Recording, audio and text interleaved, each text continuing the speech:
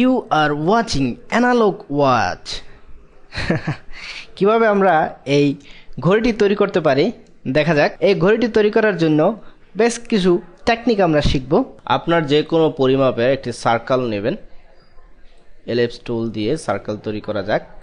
মনে করি এই সার্কেলটির ভিতরে আমরা স্ট্রোক ব্যবহার করব।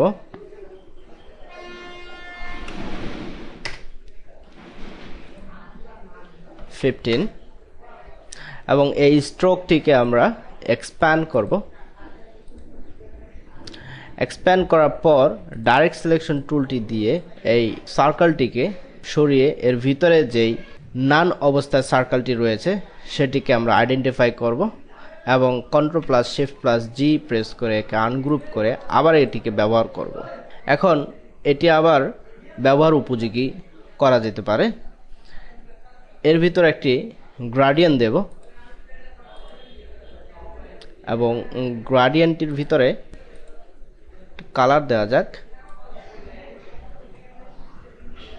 রেডিয়াল, যেভাবে খুশি দিয়ে নিতে পারেন। এই সার্কেলটিকে ডুপ্লিকেট করা যাক, অল্টার প্রেস করে ডুপ্লিকেট করলাম। এখন একে উপরে নিয়ে আসব, Ctrl+Shift+, অথবা এখান থেকে অ্যারেঞ্জ, Ctrl+Shift+। এখন এর ভিতরে একটি গ্রেডিয়েন্ট অ্যাপ্লাই করব, গ্রেস্কেল গ্রেডিয়েন্ট একে মডিফাই করে নেই। এবার ওই দুইটিকে সিলেক্ট করে মেক অপাসিটি মাস্ক তৈরি করা যাক। ভিতরেরটিকে অর্থাৎ গ্রেডিয়েন্টটিকে মডিফাই করার জন্য আমরা এই মাস্কটিকে সিলেক্ট করে মডিফাই করে নেব।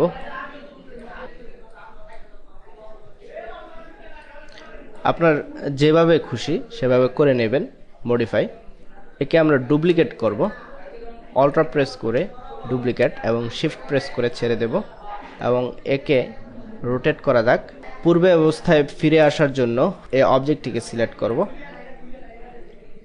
এখন এটিকে শিফট প্রেস করে এর উপরে নিয়ে যাব, অথবা এটিকে এই দুটিকে সিলেক্ট করে অ্যালাইন করে নেব।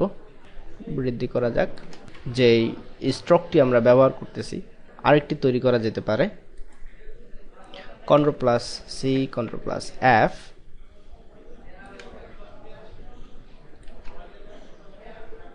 এবং এর গ্রেডিয়েন্ট হিসেবে আমরা সেট করে দিতে পারি ব্ল্যাক,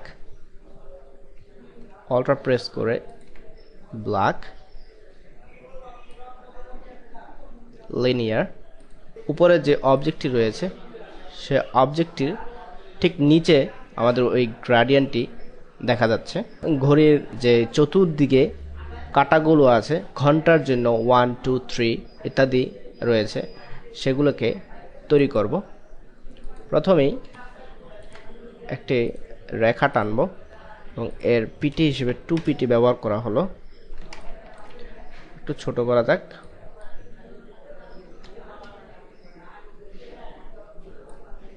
যে অবজেক্টটি আমরা তৈরি করলাম সেই অবজেক্টটিকে রোটেট করাবো। রোটেট করানোর জন্য Ctrl+R, প্রিসাইজলি রোটেটের জন্য, এবং দুটি গাইড তৈরি করে নিলাম এবং মধ্যবর্তী স্থানে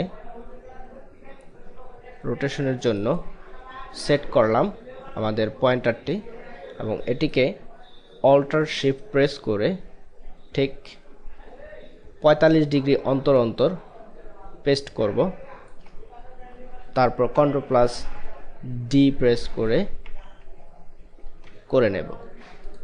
এখানে আরও কিছু পরিবর্তন আমরা করতে পারি, যেমন এখানে যেই অবজেক্টটি রয়েছে সে অবজেক্টটি কিঞ্চিত সরিয়ে দিয়ে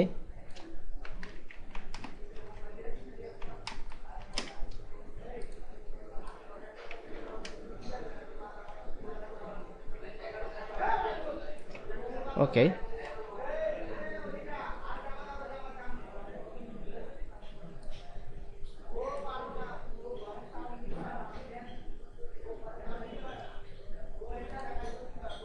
মধ্যবর্তী স্থানে রেখে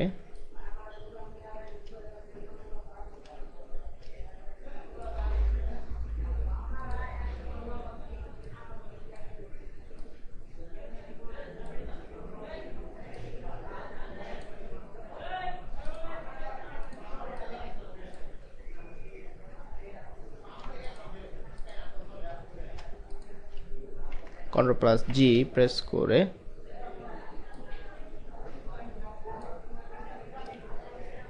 ওকে,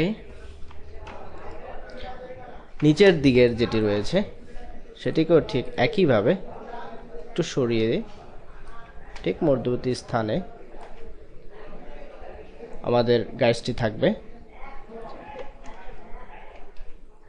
এভাবে এটিকেও করব।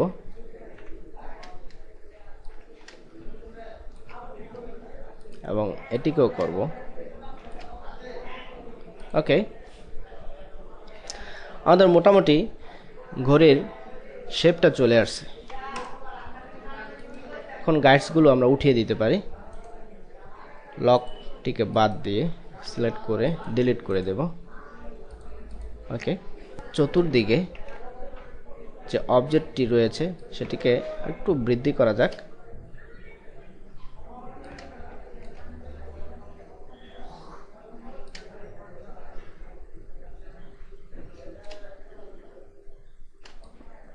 অথবা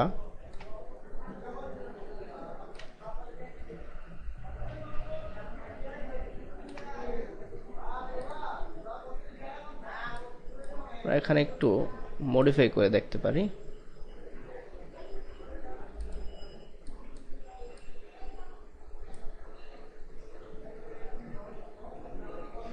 এই ট্রান্সপারেন্সি কিছুটা কমিয়ে দেই, 50 করে দেই। Alt plus bracket Ctrl+C Ctrl+F front paste. এখন আমরা ঘড়ির চেইন তৈরি করব। ঘড়ির চেইন তৈরি করার জন্য এর ভিতরে গ্রেডিয়েন্ট আরোপ করা হবে এবং গ্রেডিয়েন্টটি ঠিক আমরা অর্ধেক পরিমাণ ব্যবহার করব।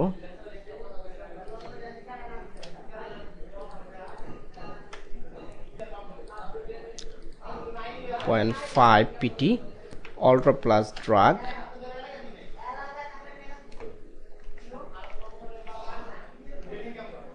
ওকে, সবগুলোকে সিলেক্ট করে Ultra shift plus drag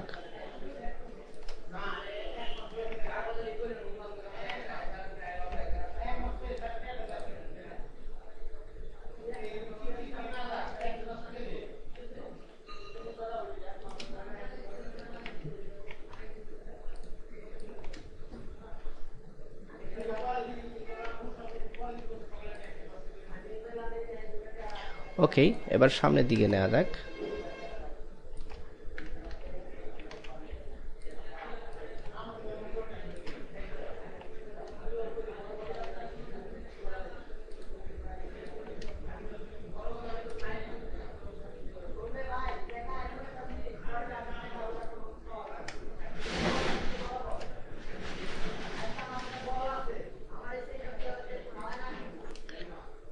Ctrl+2 এবং এগুলাকে সিলেক্ট করে কেটে নেব এর কিছু অংশ। নাইফ টুল, অল্টার, শিফট, ড্রাগ, এগুলাকে আমরা এখন ডিলিট করে দেব।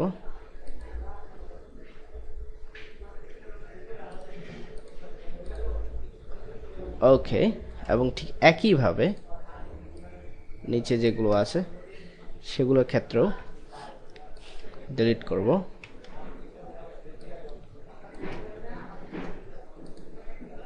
ওকে, এখন এটিকে অবজেক্ট থেকে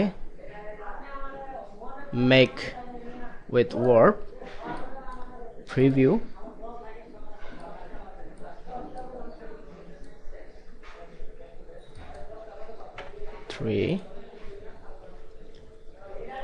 এক্সপ্যান্ড করা যাক। এক্সপ্যান্ড করার পর আমরা একে ব্যবহার করব ঠিক উপরেও।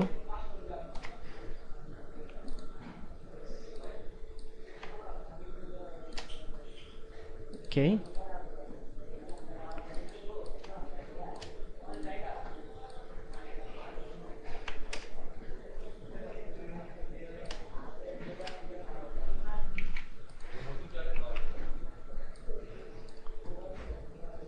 আরো কিছু কাজ করব, এর কাটা তৈরি করব এবং এখানে আরেকটা শেড ব্যবহার করব যাতে করে এটাকে রিয়েলিস্টিক মনে হয়, এবং এর চাবি হিসেবে এখানে আরেকটা তৈরি করতে হতে পারে।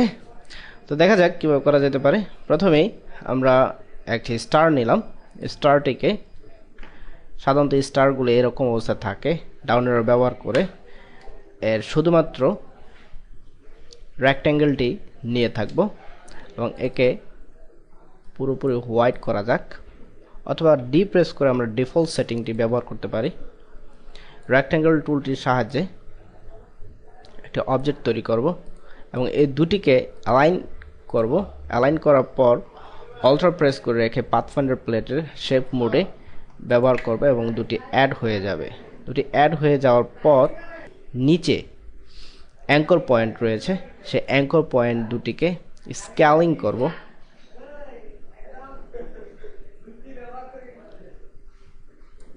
ওকে, স্কেলিং করার পর এর মধ্যবর্তী স্থানে আমরা একটি অ্যাঙ্কর পয়েন্ট সেট করব। সেট করে সেই এবং শিফট সি প্রেস করে কনভার্ট অ্যাঙ্কর পয়েন্ট এর সাহায্যে একটু মডিফাই করে নিলাম। এই গ্রেডিয়েন্ট দিয়ে ব্যবহার করতে পারি।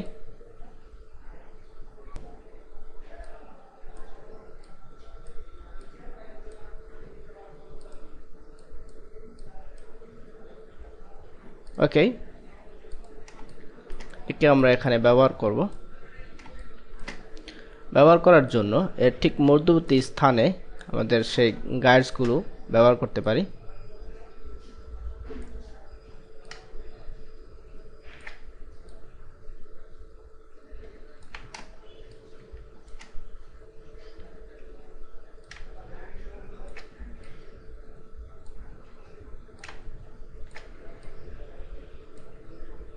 Okay, control plus C, control plus F, অর্থাৎ ঘন্টার কাঁটার উপরেই আমাদের মিনিটের কাঁটাটি থাকবে।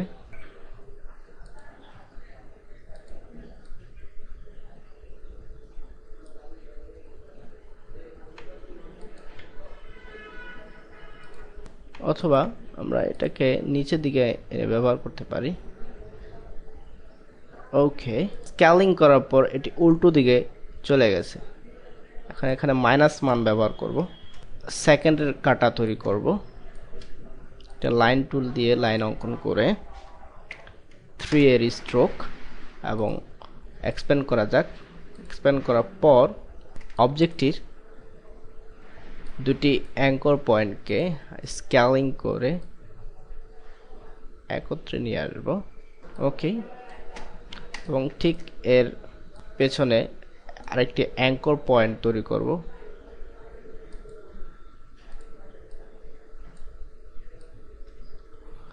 কন্ট্রোল প্লাস সি প্রেস করে কনভার্ট অ্যাঙ্কর পয়েন্ট, এবং এই ক্ষেত্রে আমরা একটি গ্রেডিয়েন্ট সেট করে দেব। এখানে যেই পিটি ব্যবহার করা হলো তা কমিয়ে দেই 2.5।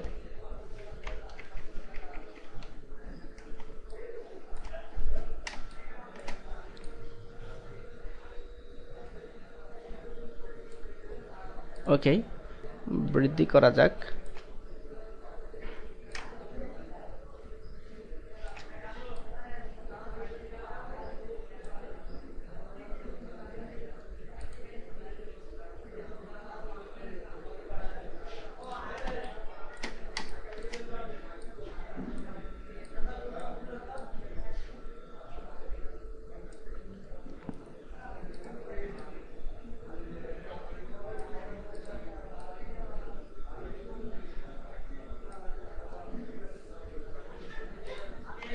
ওকে, এখন এর মধ্যবর্তী স্থানে একটি সার্কেল ব্যবহার করা যেতে পারে।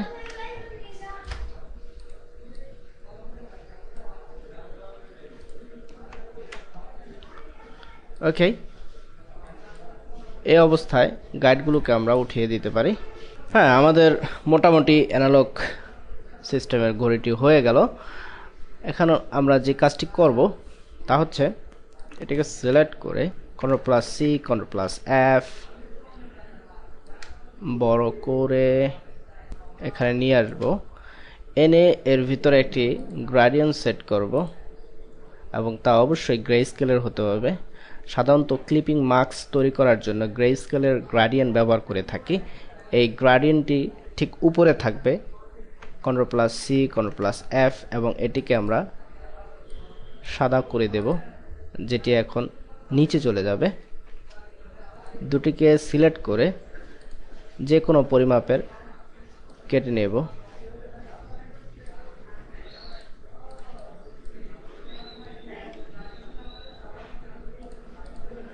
অর্থাৎ অপাসিটি মাস্ক হিসেবে তৈরি করে ব্যবহার করব।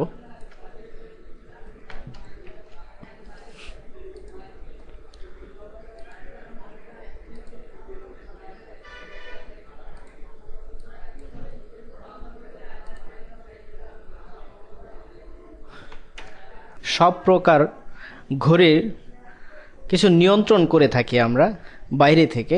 সেই নিয়ন্ত্রণগুলো অর্থাৎ চাবি, কিভাবে সেই চাবিগুলো তৈরি করা যেতে পারে দেখা যাক।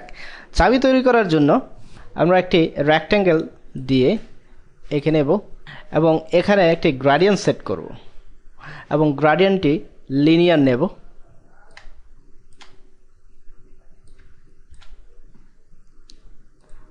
ওকে,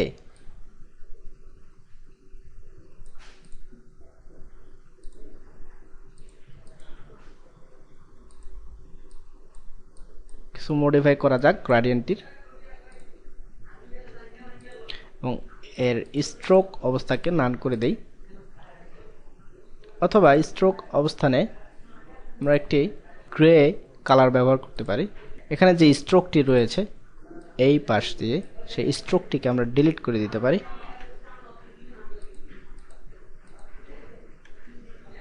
ওকে, এখন এটাকে আমরা ব্যবহার করব।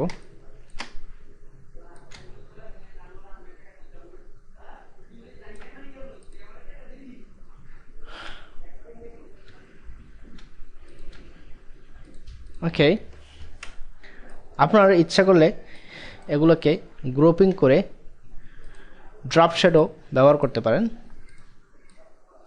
আর ড্রপ শ্যাডোটি অবশ্যই এর অপাসিটি কমিয়ে নিয়ে ব্যবহার করবেন, কারণ এর সৌন্দর্যের জন্য আমরা এই অপাসিটি কমিয়ে ব্যবহার করব। এ হচ্ছে আমাদের ঘড়িটি। কিভাবে এটি ব্যবহার করবেন বা তৈরি করবেন তা এতক্ষণ পর্যন্ত দেখলেন। আশা করি প্র্যাকটিস করে আপনারাও তৈরি করতে সক্ষম হবেন।